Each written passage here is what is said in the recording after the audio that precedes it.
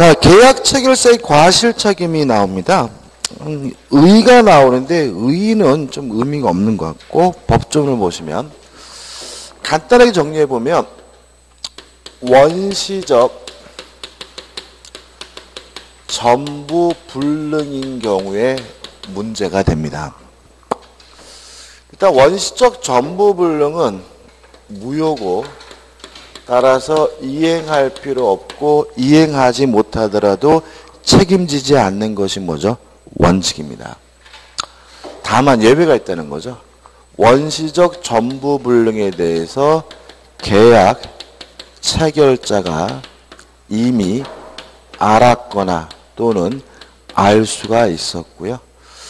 만약에 상대방이 원시적 전부 불능에 대해서 선의고 무과실이라면 계약 체결자는 상대방에게 책임을 져야 되는데 이 책임을 우리가 뭐죠?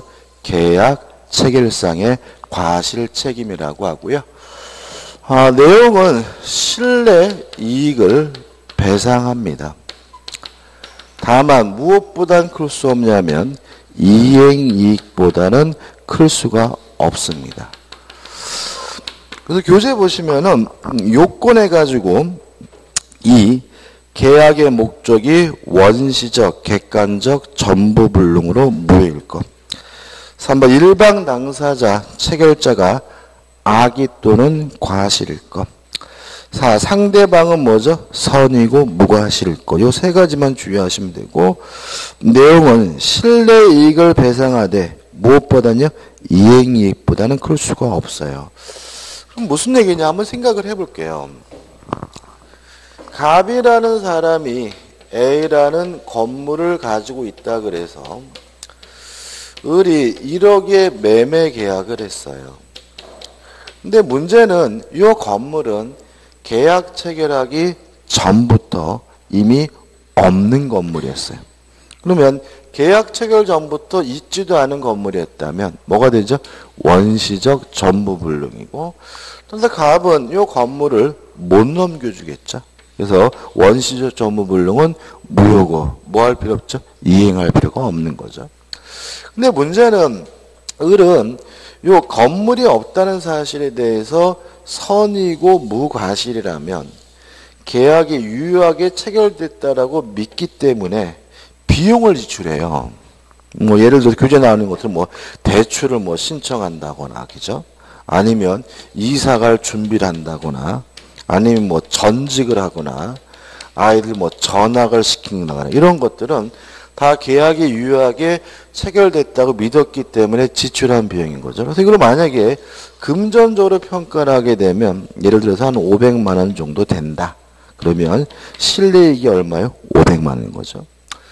근데 이 건물이 있었다면 원래는 1억짜리였는데 가격이 좀 올라가지고 지금 현재 1억 300만 원이다라고 한다면 갑이 을에게 정상적으로 이전 등기해줬으면 을은 얼마를 벌 수 있었던 거죠? 300만 원 벌 수 있었던 거죠. 이게 뭐죠? 이행이익인 거죠. 그래서 을은 500만 원을 청구할 수 있대 이행이익을 넘지는 못하니까 결과적으로 을은 갑에게 300만 원에 대해서 손해배상을 청구할 수 있다. 이런 논리가 되는 거죠. 이해되시죠? 그죠? 자, 근데 우측에 보시면 4번 해가지고 법리의 확장 이런 게 나오고 있어요. 자, 이런 법리의 확장이라는 얘기가 나오는 이유는 뭐냐면 학자분들의 태도인데 우리가 손해배상은 언제 청구하는 거죠? 위법행위여야지만 손해배상을 청구할 수 있는 거잖아요. 근데 위법행위가 두 가지가 있죠. 채무, 불이행과 불법행위 두 가지가 있어요. 근데 우리 학자분들은 이 두 가지에 해당하지 않는 경우에도 손해배상 문제가 발생할 수가 있다는 거예요. 그래서 우리 학자분들은 이 두 가지 경우에 해당하지 않는 경우에는 요 계약 체결성 과실 책임을 유추 적용해서 사건을 해결해야 된다는 것이 판례 입장입니다. 학설의 입장입니다. 그래서 어떻게 해요? 법리의 확장 이런 말이 나와요. 근데 문제는 우리 판례는 그런 거 인정하지 않습니다. 우리 판례는 원시적 전부 불능인 경우에만 계약 체결성 과실 책임을 인정해야 된다는 얘기고요. 다른 부분에 대해서는 절대로 확장될 수는 없다라는 게 우리 판례 입장이에요. 그러면 다른 것들은 어떻게 할 것인가? 이 문제에 대해서 우리 판례는 불법행위를 원인으로 손해배상을 청구하면 된다라는 게 우리 판례의 입장입니다. 그럼 정리해보면 가장 문제가 되는 것이 뭐냐면 계약 체결 전 교섭 단계에서 일방적으로 파기를 냈어요. 이런 경우에 우리 학자분들은 계약 체결성 과실 책임을 이유로 손해배상을 청구해야 된다라고 이해하고 있지만 우리 판례는 원시적 전부 불능에 대해서만 계약 체결성 과실 책임을 인정하고 있기 때문에 이때는 불법 행위를 원인으로 손해배상을 청구할 수 있다는 것이 우리 판례 입장이고요. 내용은 똑같습니다. 실내이익을 배상하되 이행이익을 초과할 수는 없어요. 다만 뭐만 다를 뿐이에요? 원인만, 이유만 다를 뿐이라는 거죠. 그래서 교재 보시면 1번 계약의 교섭 단계에서 일방에 의하여 부당하게 파기된 경우에는 무엇으로 원인을 불법행위 책임으로서 실내이익 배상 문제가 발생한다. 그래서 1, 2, 3번에서 복잡하게 나와 있지만 읽어볼 필요도 없고 내용은 실내이익을 배상하되 무엇보다는요 이행이익보다는 클 수가 없다는 얘기고 하단에 양가로 2번에 나와 있는 학설은 가입해요. 보지 마세요. 학설까지 기억하시면은 이게 또 문제 풀 때 마구마구 뭐합니까? 헷갈립니다. 그죠? 헷갈리니까 학설은 보지 마시고 이 정도만 확실하게 뭐 하시면 돼요? 정리하시면 됩니다. 끝입니다. 그 다음에 넘겨보시면 계약의 효력이 나옵니다. 일단 쌍무계약의 효력이 나오는데 쌍무계약은 뭐죠? 쌍방 모두에게 채무가 발생하는 계약이 뭐죠? 쌍무계약이고 자체 가단에 뭐 성립상의 결련성이니 이행상의 결련성이니 존속상의 결련성이니 뭐 쓰레절대문이 나와 있는데 가입표는 아니지만 읽어볼 필요는 없고요. 쌍무계약의 효력에서 가장 중요한 것은 우측에 뭐죠? 동시이행 항변권입니다. 일단 법정으로 볼게요. 일단 동시항변권의 개념부터 말씀드리면 이런 얘기죠. 갑이 자전거를 가지고 있는데 을과 만나가지고 예를 들어서 50만 원의 매매 계약을 하면 을은 갑에게 50만 원을 지급해야 될 채무가 생기고 갑은 을에게 자전거를 넘겨줘야 될 채무가 생기니까 요 매매 계약은 물론 뭐죠? 쌍무 계약이고요. 만약에 을이 갑에게 돈도 안 주면서 자전거 달라고 지랄거리면 네가 돈 주기 전까지는 자전거 못 주겠다라고 거부할 수가 있는데 이게 뭐라고요? 동시이행 항변권인 거죠. 다만 536조 보시면 1항 쌍무계약의 당사자 일방은 상대방이 그 채무 이행을 제공할 때까지 자기 채무 이행을 뭐 할 수 있어요? 거절할 수가 있다. 다시 말하면 네가 안 하면 나도 못하겠다라고 뭐 할 수 있어요? 거부할 수 있죠. 그러나 상대방의 채무가 변제기에 있지 아니한 때는 그러하지 아니하다라고 나와 있으니까 결국은 선이행 의무자 먼저 이행할 의무가 있는 사람은 원칙적으로 동시이행 항변권을 뭐 할 수 없죠? 행사할 수가 없다. 이런 얘기가 되는 거죠. 항상 그러느냐? 아닙니다. 예외가 있는데 예외적으로 선이행 의무자도 동시이행 항변권을 행사할 수 있는 경우가 있는데 첫째는 법조문에서 규정하고 있죠. 2항입니다. 당사자 일방이 상대방에게 먼저 이행하여야 할 경우에 상대방의 이행이 곤란한 현저한 사유가 있는 때는 전한 본문과 같다라는 말은 상대방에게 이행이 곤란한 현저한 사유가 존재한다면 동시이행항변권을 선이행 의무자도 행사할 수 있다. 이런 얘기고요.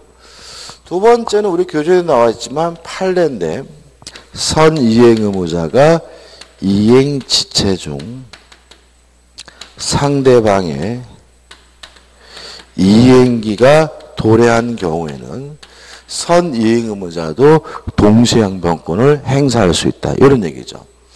요 내용 가지고 사례를 좀 이해하셔야 돼요. 실제로 동시이행항변권이 시험 문제가 나오면요.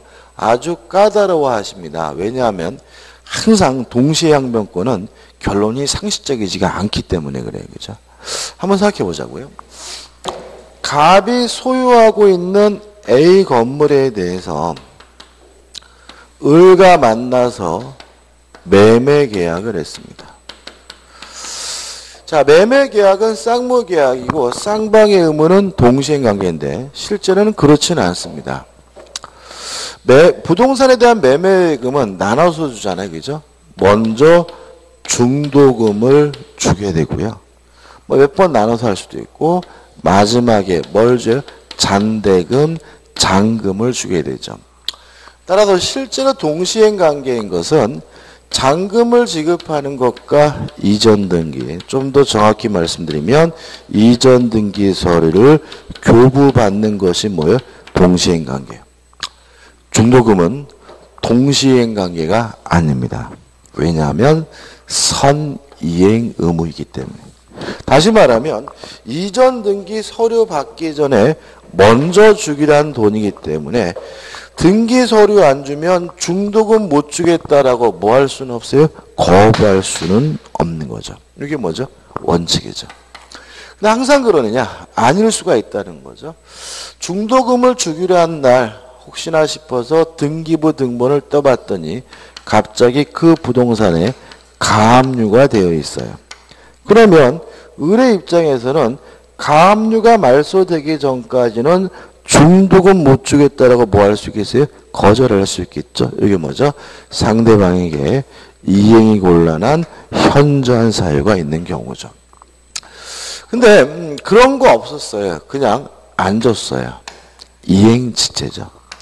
안 주고 은근과 끈기로 버텼더니 잔금을 주기로 한 날이 됐다면 결국은 갑에게도 이전 등기 서류를 교부해 주기로 한 날이 된 거죠. 따라서 이행지체 중 상대방의 뭐가요? 이행기가 도래하게 된 거죠. 그럼 이제 을은 잔금뿐만 아니라 선이행 의무인 중도금에 대해서도 동시이행 항변권을 행사할 수 있다. 이런 취지입니다. 따라서 을은 갑이 이전 등기 서류 안 주면 잔금뿐만 아니라 중도금도 못 주겠다라고 뭐 할 수 있다는 얘기예요? 거절할 수가 있다는 얘기예요. 물론 요 사이에는 이행 지체 중이었기 때문에 요 사이에는 지연배상금을 줘야 돼요. 물론 이 지연배상금까지 합쳐가지고 다 뭐가 되냐면 동시이행관계가 되기 때문에 이제 을은 등기 서류 안 주면 잔금뿐만 아니라 중도금도 지연배상금도 못 주겠다라고 뭐 할 수 있어요? 거절할 수 있다. 이런 의미가 되고요. 따라서 을이 이제 매매 대금을 안 주는 것은 정당한 이행 거절이기 때문에 채무 불이행, 이행, 지체가 아닙니다. 따라서 갑의 입장에서는 을의 채무 불이행 책임을 묻기 위해서는 먼저 을에게 등기 서류를 줘야 돼요. 만약에 주기가 어렵다면은 무섭다면 법무사 사무실에다가 등기 서류를 맡겨놓기라도 해야 돼요. 이행 또는 이행의 제공을 함으로써 을의 동시이행 항변권을 소멸시켜야 을이 대금을 지급하지 않는 것이 채무불이행, 이행, 지체가 되고요. 그래야 이행지체를 이유로 해제도 가능하고요. 손해배상도 청구하는 것이 가능하게 됩니다. 우리가 그 전에 이런 거 했죠. 전세금의 반환과 목적물의 반환은 뭐죠? 동시행관계다. 따라서 전세권자가 경매를 신청하려면 먼저 집을 비워줘야 된다는 했죠. 그 얘기예요. 지금 을과 갑의 관계가 뭐죠? 동시행관계라면 갑이 을에게 대금을 지급하지 않았다는 이유로 채무불이행 책임을 물으려면 을이 행사하고 있는 무엇을요? 동시이행 항변권을 소멸시키기 위해서 먼저 뭘 해야 돼요? 이행을 해야 돼요. 먼저 이행 제공을 해야 되고요. 조심할 것은 뭐냐면 요 이행 또는 이행의 제공은 한 번 한 것만으로는 부족하고요. 계속되어야 한다는 것이 우리 판례 입장이라는 것까지 이해하시면 됩니다. 끝이죠. 교재 보시면은 2번 해가지고 상대방의 채무가 변제기에 있을 거 나와 있고 지금 설명드리고 3번 상대방이 자기 채무 이행 또는 이행의 제공 없이 이행을 뭐요? 청구하였을 거 이렇게 나와있죠. 그 말은 결국은 동시에 항변권을 소멸시키기 위해서는 뭘 해야 된다는 거예요? 이행 또는 이행의 제공을 해야 된다는 얘기고요. 한 번 한 것만은 부족하고 뭐가 돼야 돼요? 계속돼야 되고 4번 항변권자가 항변권을 원용할 것인데 옆에다가 소송 이렇게 하죠. 소송식으로. 자, 이게 무슨 말이냐면 동시에 이행 항변권은 주장하지 않아도 존재하는 것만으로도 이행지체가 아니에요. 굳이 을은 뭐 할 필요 없어요? 주장할 필요는 없어요. 다만 주장이 필요한 경우는 언제냐면 소송할 때. 무슨 말이겠죠? 그죠? 다시 한번요. 동시이행 항변권은 존재하고 있는 것만으로도 주장하지 않아도 뭐가 아닙니까? 이행지체가 아닙니다. 주장이 필요 없어요. 따라서 원형 주장이 있어야 의미가 있는 경우는 언제요? 소송 시에 그런 거니까 주의하시기 바라고요. 그 다음에 하단에 유치권과 비교해가지고 넘겨보시면 복잡하게 내용이 나와 있지만 한번 쭉 보시되 가장 본질적인 차이점은 뭐죠? 유치권은 물권이고 동시항변권은 물권이 아니라 뭐죠? 채권의 내용이다. 따라서 유치권을 가지고는 제3자에 뭐 할 수 있어요? 대항할 수 있지만 동시이행항변권을 가지고는 제3자에 뭐 할 수 없어요? 대항할 수가 없죠. 그 다음에 3번 효력해가지고 이행 거절할 수 있고 2번 동시이행항변권이 존재하면 1번 그것만으로도 뭐가 아니에요? 이행지체가 아니고요. 3번 동시항변권의 행사 효과해가지고 법원 재판에서 문제가 됐을 때는 뭐가 필요하죠? 주장이 필요하다는 말이 나오고요. 동그란 띠 2번 해가지고 재판 과정에서 동시항변권이 인정된다면 법원은 일부 승소 판결 또는 뭐죠?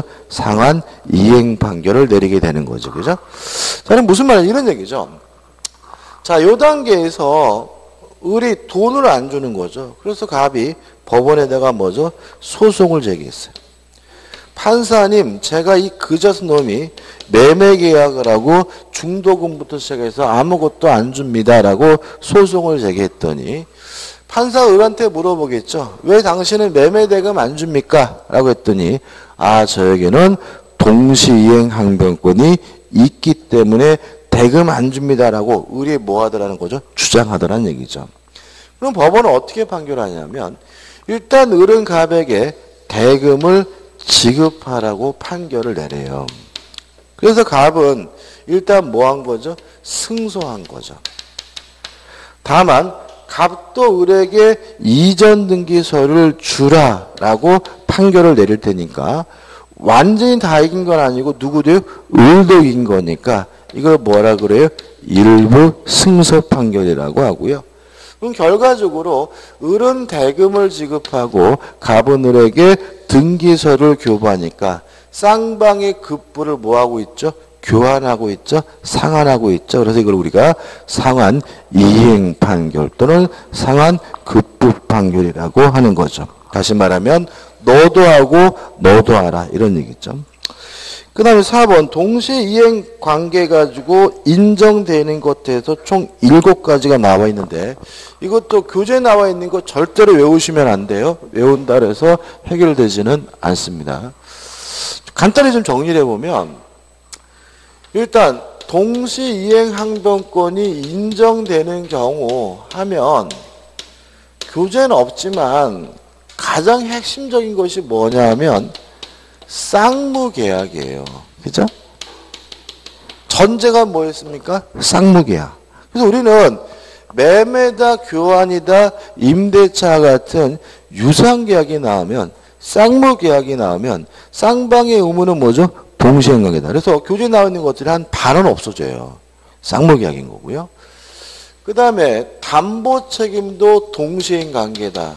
원래는 이것도 매매 내용이기 때문에 쌍무계약으로 들어가지만 이걸 또 따로 기억 안 하면 틀리시더라고요. 그죠? 따로 기억하시고 그 다음에 세 번째가 중요한데 원상회복관계는 다 뭐죠? 동시이행관계다. 이렇게 기억하시는 거죠. 무효가 돼서 원상회복을 하든 취소가 돼서 원상회복을 하든 권리가 소멸이 돼서 원상회복을 하든 원래 상태로 돌아가는 관계는 다 뭐예요? 동시관계예요. 우리가 전세권이 소멸됐을 때 전세금의 반환과 목적물의 반환이 동시이행 관계인 이유는 뭐죠? 원상회복이기 때문에 그래요. 임대차 계약이 종료가 되면요. 보증금 반환하고 목적물 반환해야죠. 이것도 뭐예요? 동시행 관계예요. 왜? 원상회복이기 때문에. 그래서 무효든 취소든 해제든 권리가 소멸됐든 과거로 돌아가는 관계, 어떤 이유든지 간에 원상회복하는 관계는 다 뭐죠? 동시이행 관계다. 이렇게 기억하면 되고요. 그 다음에 네 번째인데 변제, 돈을 갚는 것과 영수증을 받는 것은 동시이행 관계예요. 따라서 돈을 갚으러 갔는데 영수증 안 주면 돈 못 갚겠다라고 거부할 수가 있고요. 하나 더 추가한다면 변제와 담보 목적으로 교부된 어음을 반환 갚는 관계도 뭐죠? 동시행 관계. 무슨 말이냐면 이런 겁니다. 을이 갑에게 1억을 빌려주고요. 담보 목적으로 갑이 을에게 어음을 발행해 줬어요. 담보 목적으로 어음을 발행할 때는 금액을 크게 씁니다. 1억 정도만 1억 5천 이렇게 했어요. 이게 담보로서 기능하는 이유는 왜 기능하냐면 을은 요 갑으로부터 1억 5천짜리 어음을 받아두고 있잖아요. 만약에 갑이 돈을 안 갚으면 을은 이 어음을 돌려버릴 수가 있죠. 그죠? 그러면 갑은 나중에 얼마를 갚아야 돼요? 1억 5천을 갚아야 되니까 갑은 꼭 1억을 갚고 싶겠죠. 그래서 굉장히 강력한 담보 방법인데 그러면 결국은 갑이 을에게 돈을 갚을 때는 요 어음 돌려받아야죠. 안 돌려받으면 얘가 뭐 할 수 있어요? 돌려버릴 수가 있잖아요. 그죠? 따라서 변제하는 것과 담보 목적 교부된 어음을 반환받는 것은 뭐죠? 동시행 관계고 어음 안 주면 돈 못 갚겠다라고 뭐 할 수 있어요? 거부할 수가 있는 거죠. 그 다음에 동시행 관계가 아닌 것들인데 변제와 채권 증서. 채권 증서 우리가 흔히 뭐라 그러냐면 차용증이죠. 차용증을 반환받는 것은 뭐죠? 동시행 관계가 아닙니다. 또 변제와 담보를 말소하는 것도 뭐가 아니에요? 동시행 관계가 아닙니다. 뭐 이런 얘기죠. 은행에서 대출 받고 돈 갚으러 가가지고 저당권 말소 안 하면 돈 못 갚겠다라고 하더라도 은행 직원이 뭐죠? 콧방귀도 안 낀다는 거죠. 먼저 돈 갚고 돈을 갚으면서 뭘 받아뒀다가요? 영수증을 받아뒀다가 그것을 이용해서 나중에 뭐죠? 차후에 말소할 문제인 거죠. 다시 말하면 변제와 담보 말소는 뭐가 아니죠? 동시행관계가 아니고. 그 다음에 주택임대차보호법에서 할 건데요. 임차권 등기 명령제도에 따른 임차권 등기의 말소는 동시이행관계가 아닙니다. 원래요, 만약에 임대차 계약을 하면서 임차권 등기를 했으면요, 목적물의 반환과 보증금의 반환과 등기 말소는 동시행 관계예요, 원래는. 왜냐하면 원상회복이잖아요. 그죠? 우리가 전세권은 전세금의 반환과 목적물의 반환 및 전세권 설정 등기를 말소할 수 있는 서류를 교부받는 관계가 뭐죠? 동시행 관계죠. 그죠? 따라서 임차권 등기가 되어 있다면 보증금의 반환과 임차권 등기 서류 등기를 말소할 수 있는 서류를 교부받는 관계는 뭐예요? 동시행 관계, 원래는. 다만 그냥 임차권 등기가 아니라 임차권 등기 명령제도에 따른 임차권 등기의 말소는 동시행 관계가 아니에요. 왜 그러냐면 이 임차권 등기의 법적 성질 우리 판례가 저당권으로 이해합니다.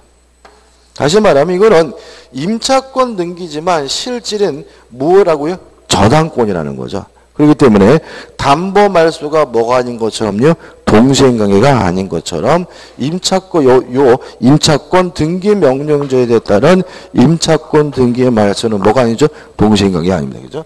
그래서 이렇게 간단하게 정리하고요. 교재에 나와 있는 내용들은 외우는 게 아니라 뭐죠? 연습하는 거예요. 한 번씩 보자고요. 차칙의 1번. 전세권 설정 시 전세권 설정자의 전세금 반환 의무와 전세권 목적물 인도 및 전세권 말소 등기 의무, 임대인의 보증금 반환 의무와 임차인의 목적물 반환 의무. 뭐예요? 원상회복. 그죠? 원상회복. 2번 계약 해지로 인한 양당사자의 원상회복 의무 이행, 계약 무효 취소된 경우에 양당사자의 부당이득분 다 뭐예요? 원상회복. 그래서 1번과 2번은 다 뭐예요? 원상회복인 거죠. 3번은 뭐예요? 지상물, 부정물, 매수 청구권 행사의 목적물 인도와 매매 대금 지급 의무? 상무계약이죠. 매매잖아요. 그죠? 매수 청구권은 뭐라고요? 형성권. 매수로 청구하는 순간 쌍방 간에 무슨 계약이 성립돼요? 매매계약. 매매계약. 쌍무계약은 뭐죠? 동시행관계. 매매계약이죠. 4번 채무변제와 영수증 교부. 이거 나왔죠? 그죠? 변제와 영수증 교부는 뭐죠? 동시행관계. 그 다음에 우측에 5번 채무이행 확보를 위해 어음을 발행한 경우 채무이행과 어음을 반하는 뭐. 저는 뭐라고 했죠? 담보 목적으로 교부된 어음에 반하는 뭐죠? 동시행관계죠. 그 다음에 6번 저당권이 설정된 부동산의 매매계약. 매매계약이니까 뭐죠? 쌍무계약이니까 뭐죠? 동시행관계겠죠. 읽어볼 필요도 없어요. 이게 당연한 거고. 그 다음에 7번도 가압류 등기 있는 부동산의 매매계약. 매매계약이죠. 동시행관계겠죠. 그죠? 다시 말하면은 뭐 저당권이 설정됐거나 또는 가압류가 되어 있다면 그거를 말소하고 이전 등기해 줄 의무와 대금의 지급이 뭐죠? 동시행관계라는 얘기니까 따로 기억할 건 아니라고. 그죠? 다 뭐예요? 쌍무계약이죠. 그럼 교재가 나와 있는 것보다 제가 더 뭐예요? 자세한 거 얘기죠? 그리고 크게 매매 같은 뭐죠? 쌍무계약과 원상회복과 담보책임은 뭐라고요? 동시행관계입니다. 부정되는 경우 1번 피담보 채권의 변제와 담보물권. 다시 말하면 변제와 담보 말소는 뭐가 아니에요? 동시행관계가 아니다. 그죠? 2번 임대인의 임대차 보증금 반환 의무와 임차권 등기 명령 위에 경유된 임차권 등기 말소. 이것도 뭐가 아니에요? 동시행관계가 아니고. 그 다음에 3번도 이거 따로 기억할 게 아니죠. 왜요? 매도인의 토지거래 허가 신청 절차 협력 의무와 매수인의 매매 대금 지급 의무 기억나시나요? 유동적 무효도 무효이기 때문에 매매 대금 뭐 할 필요 없어요? 지급할 필요가 없는 거고. 다만 토지거래 허가 절차에 대한 뭐는 있어요? 협력할 의무는 있다 이건 거죠.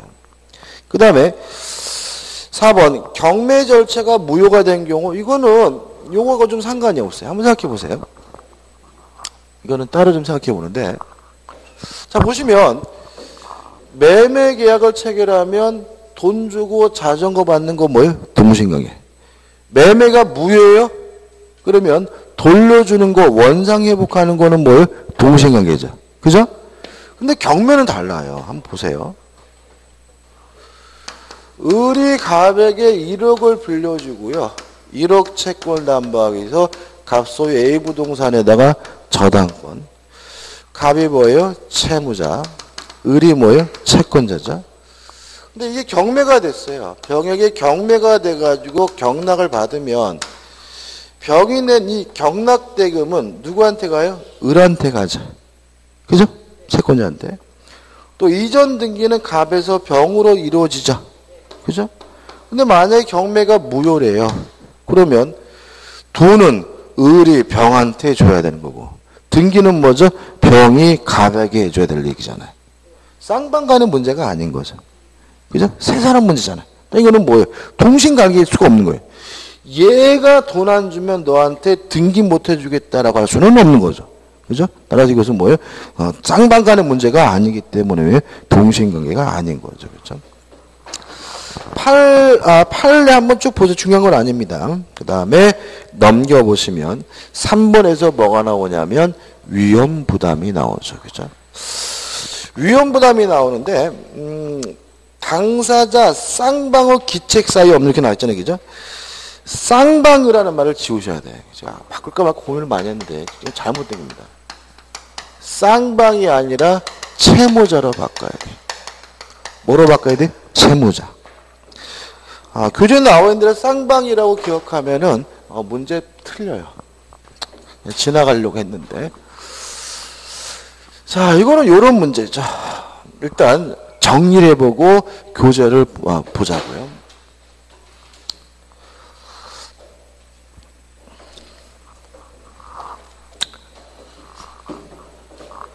후발적 불능입니다. 후발적 불능은 뭐죠? 유효하죠. 따라서 책임을 져야 되는데, 누가 책임을 지는지는 둘로 나뉘어요. 후발적 불능에 대해서 채무자에게 고의나 과실이 있다면 이때는 채무불이행, 이행 불능 문제로 가게 되고요. 채무자에게 아무런 고의도 과실도 없는 경우에는 뭐냐면 위험부담 문제가 돼요. 위험부담이란 채무자에게 아무런 고의 과실 없이 후발적 불능이 됐을 때 누가 책임을 지느냐 문제가 뭐죠? 위험부담이거든요. 원칙, 채무자가 부담해요. 다만 예외적으로 위험을 채권자가 부담하는 경우가 있는데, 언제냐면 첫째, 채권자에게 고의나 과실이 있는 경우에, 요것 때문에 쌍방을 채무자로 바꾸라는 거예요. 다시 말하면 채권자에게 뭐가 있더라도 고의, 과실이 있더라도 무슨 문제예요? 위험부담 문제예요. 이해되시나요? 그죠? 다시 말하면 채무자, 채권자, 쌍방 모두에게 고의, 과실이 없어야 위험부담이 아니라 채무자에게 고의, 과실이 없으면 뭐예요? 위험부담 문제예요. 그래서 채무자가 아닌 누구에게 고의, 과실이 있으면요? 채권자에게 고의, 과실이 있으면 이것도 뭐예요? 위험부담 문제이기 때문에 쌍방이 아니라 뭐로 바꿔야 돼요? 채무자라고 바꿔야 되는 거죠. 그래서 시문제 은근히 잘 내. 쌍방 모두에게 고의, 과실이 없는 경우에만 위험부담이 문제된다. 그럼 뭐예요? X인 거예요. 그렇죠? 그 다음에 두 번째로 채권자가 수령지체 중에 후발적 불능이 됐다면 그때는 위험을 누가 부담하냐면 채권자가 부담하게 돼요. 이게 결론이거든요. 근데 요것만 가지고는 문제를 풀기가 좀 어렵고요. 실제로 시험 문제에 나오면 아주 잘 틀리시는 부분이고 어려워하시는 부분입니다. 자, 그러면 생각을 해보자고요. 무슨 얘기냐? 갑이 A라는 건물을 가지고 있는데 을과 만나가지고 매매 계약을 했어요. 그럼 갑을 우리가 뭐라 그러죠? 매도인이라고 하고 을을 우리가 뭐라 그래요? 매수인이라고 하거든요. 근데 매매 계약할 당시 건물이 멀쩡히 있었는데 계약을 한 후에 건물이 예를 들어서 지진이 나가지고 무너져서 없어졌어요. 그러면 후발적 불능이고 채무자에게 뭐가 없어요? 고의과실이 없는 거죠. 그죠?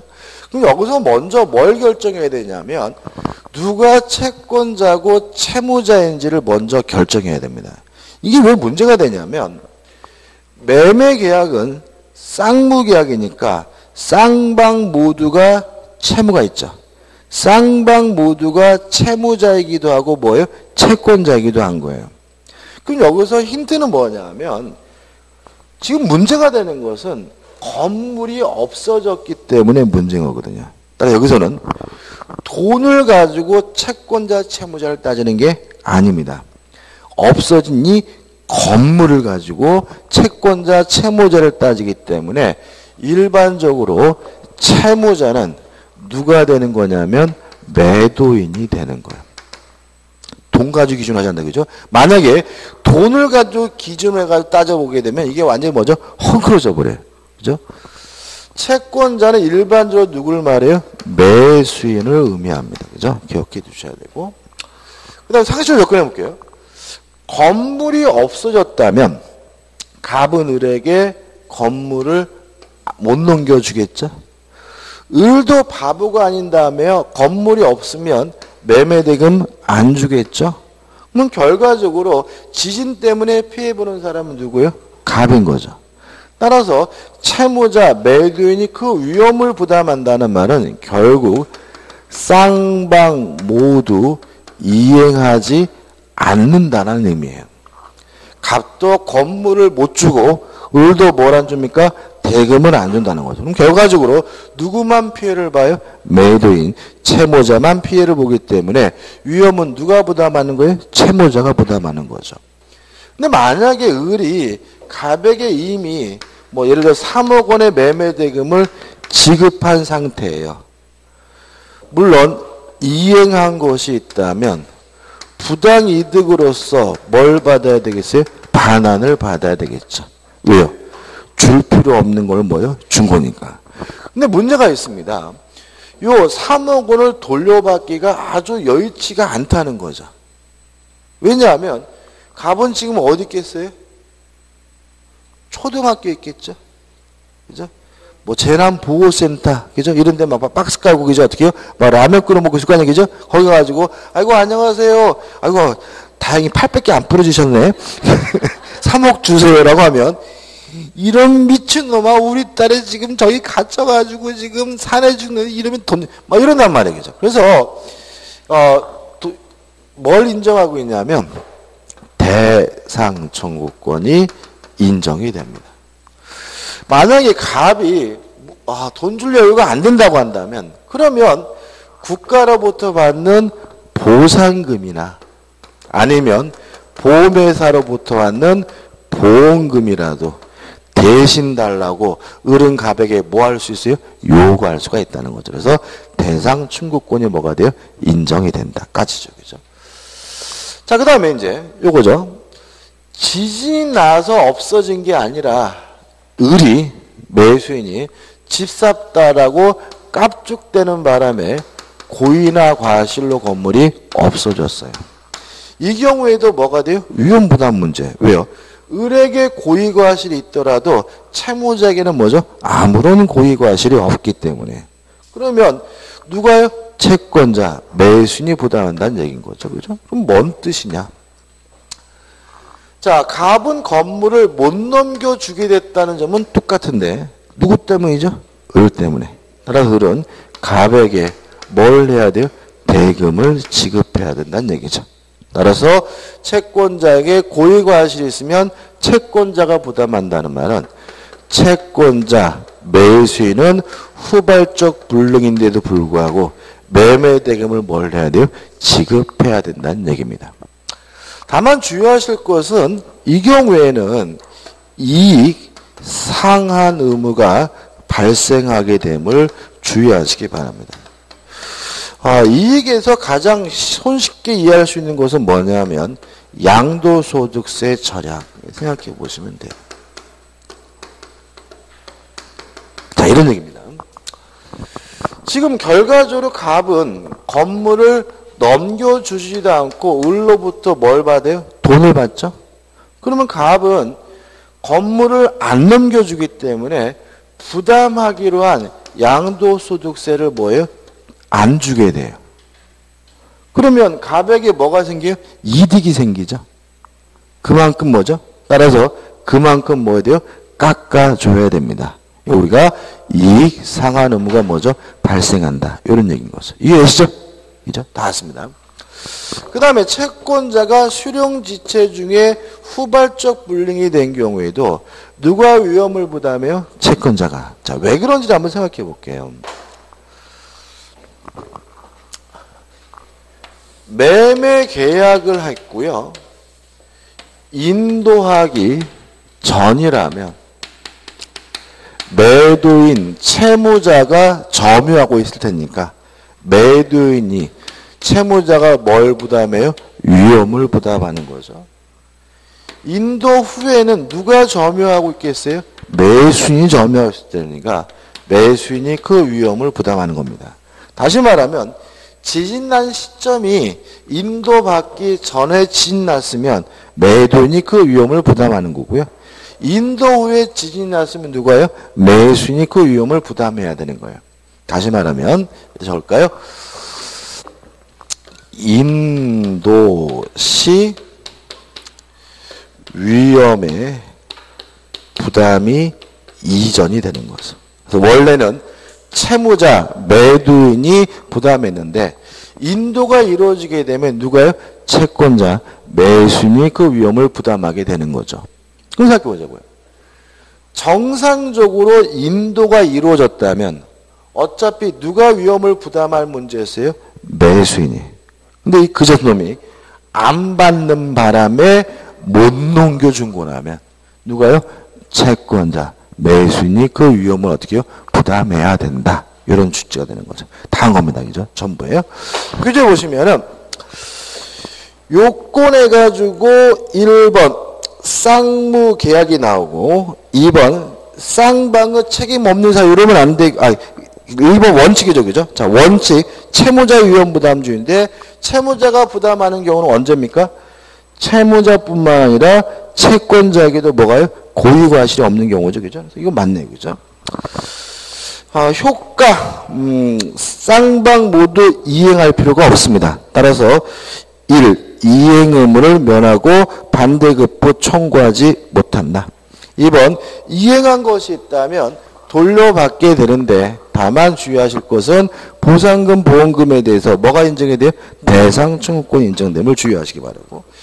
2번 채권자의 기책 사유로 이행불능이 된 경우에도 누가 이게 또 뭐예요? 위험부담 문제죠? 그죠? 그래서 어떻게 요건해가지고 채권자에게 책임 있는 사유, 고의 과실이 있거나 채권자가 수령 지체 중인 경우는 누가요? 채권자, 매수인이 그 위험을 부담하고요. 1번 무슨 뜻이죠? 이행을 어떻게 해요? 해야 된다. 대금을 지급해야 된다고. 2번 이익상환 의무해가지고 양도소득세만큼 뭐죠? 깎아줘야 된다는 말이 나와있죠. 그죠? 판례도 뭐 큰 의미 없습니다. 다음에 넘겨보시면 이제 뭐가 나오냐면 제3자를 위한 계약이 나오는데 좀 쉬었다가 보도록 하겠습니다.